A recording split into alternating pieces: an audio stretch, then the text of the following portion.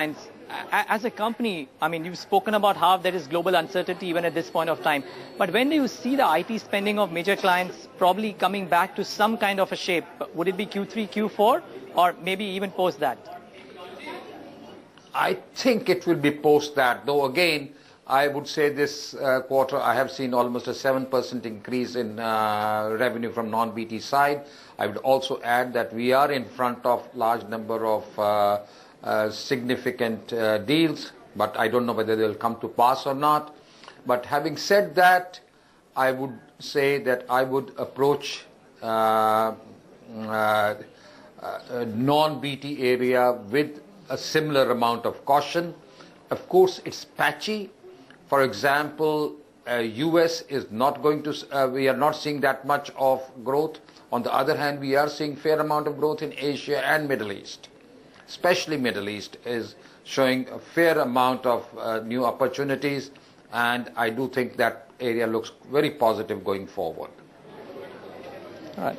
A couple of questions on the cost front, Mr. Nayar. I mean, what has happened in Forex is probably something that is not in control, but in terms of maintaining margins, how is that picture panning out? A lot of companies, even you've probably shown a lot of cost control. How do you see that panning out, say, for the next 3 quarters? Well, I think the entire IT industry is going to face pricing pressures.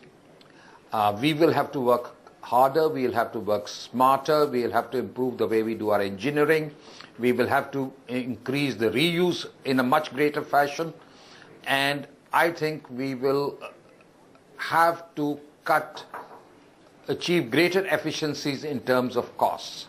I think that will happen. If that does not happen, Indian IT industry will not be able to maintain the margins. And I think everybody is moving towards that area. All right. Let's talk Satya, Mr. Nayar. Now, just for the sake of the records, after the open offer preferential allotment, what would be the exact stake that you would have, and what would be the plans in terms of upping stake going ahead? We have at this moment, I think, 42.6% of the total Satyam's stock. I think at this moment we are content with this, and we will see whether we want to push it up to 51% subsequently. But I think we have the management control and we are running the company. So whether it's 42% or 51%, other than for accounting purposes, it is really irrelevant at this time. Right. In which case, Mr. Nayar, the funds that were raised through the QIP, you of course stated that they'll be used to repay debt. The debt figure per se hasn't gone down, at least in this quarter at this point of time. Would that be something that will be different in the next quarter? Because clearly, as you stated, it was essentially the interest cost which led to the slippage in the profitability. Yeah, but you know, this the entire debt which Satyam has been repaid, because this money has gone to Satyam, so we have used this money for repaying the debt of Satyam, and now Satyam is completely debt free. So how does the picture look for Tech Mahindra in terms of the debt front, Mr. Nayar? I mean, would the interest cost be a major bother that the company would face for the next couple of quarters? I think interest, yes, interest, there would be interest rate. We will have to service this debt. This comes out of leveraging a purchase. We could have gone in and diluted it further, but that would have had an impact on the earning per share. So we chose this method because we do believe that Tech Mahindra has the capability to service this debt. And most people, most analysts who look at any IT company, they look at EBITDA more than actual PAT. All right. And in EBITDA, we are still 25%, which is, I think, given the circumstances, given the situations, I think quite satisfactory. One word on the restatement of the Satyam accounts, Mr. Nayar. Any timelines? I mean, the market would be anticipating that.